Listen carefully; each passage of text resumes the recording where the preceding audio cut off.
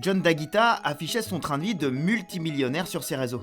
Montres de luxe, voyage en jet, villa en bord de mer, pas vraiment commun pour un jeune américain d'une vingtaine d'années.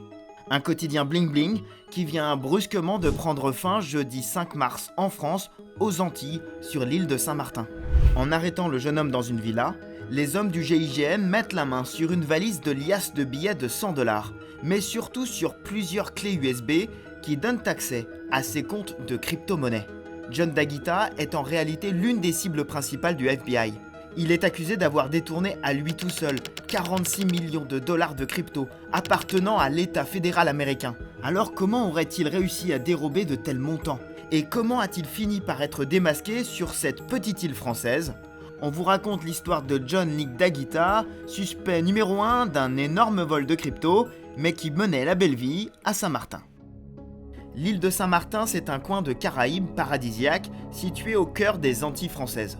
Le sud de l'île est géré par les Pays-Bas, le nord est une collectivité d'outre-mer française qui séduit touristes et millionnaires, un cadre parfait pour le train de vie luxueux de John Daguita. Mais même sur le sol français, le jeune homme est traqué et repéré par le FBI. Le GIGN de Guadeloupe est alors envoyé sur place pour procéder à son interpellation.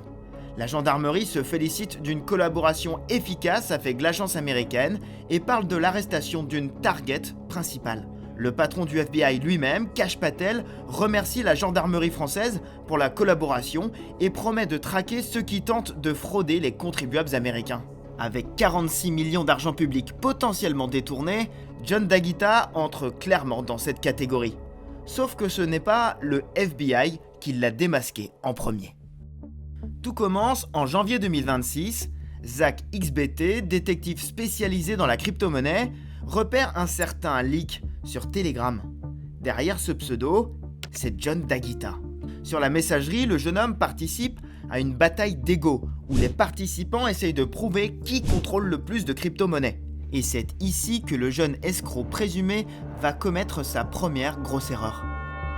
Pendant cette compétition en ligne, il envoie une photo de son portefeuille de crypto-monnaies de plusieurs millions de dollars. Sauf que dessus, on repère une adresse, et cette adresse est directement liée au gouvernement fédéral des États-Unis. L'argent viendrait d'un fonds où la justice américaine place les crypto-monnaies qu'elle a saisies dans le cadre d'enquêtes judiciaires. C'est de là que proviennent les 46 millions de dollars détournés. Mais comment le jeune homme aurait-il pu accéder à des fonds a priori totalement inaccessibles ? En fait, John Daguita serait le fils de cet homme, Dean Daguita, le patron de la société américaine CMDDS, Command Services and Support, une entreprise choisie par le gouvernement américain pour l'aider à gérer les crypto-monnaies qu'il saisit. La société avait même signé un contrat avec l'US Marshal Service, une agence de police du gouvernement fédéral.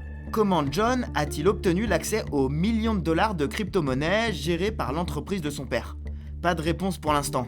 L'enquête officielle est lancée depuis les révélations de Zach XBT et le FBI cherchait activement depuis à arrêter John Daguita. Aux États-Unis, l'affaire fait scandale. Les médias spécialisés questionnent la sécurité des sommes saisies.